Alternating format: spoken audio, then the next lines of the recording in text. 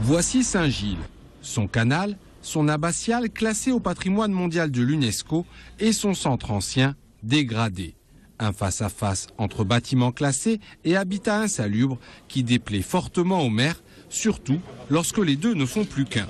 Mais le fond du problème, c'est que là, on a un bâtiment qui est insalubre et qui est posé sur un patrimoine classé.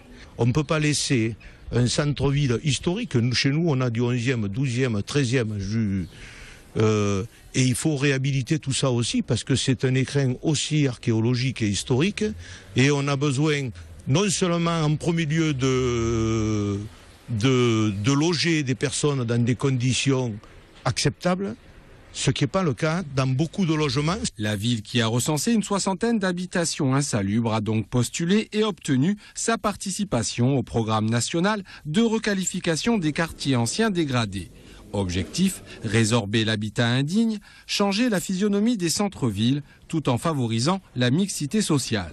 C'est tout un programme complet pour remettre en état les logements, des logements privés, mais aussi construire des logements sociaux parce qu'on en a besoin sur place, reprendre certains îlots, c'est-à-dire certains immeubles, pour éventuellement changer la fonction, permettre à certains commerces de se déplacer et faire en sorte que les espaces publics ici autour soient également un endroit où il est agréable de vivre.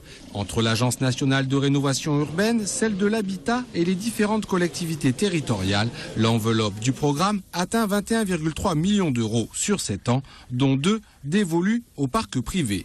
L'idée, c'est que les propriétaires sur Saint-Gilles travaillent sur la remise en état de leur logement. D'ici 2016, 25 quartiers devraient ainsi être réhabilités. 4 se trouvent en Languedoc-Roussillon, à Saint-Gilles, 7, Béziers et Perpignan.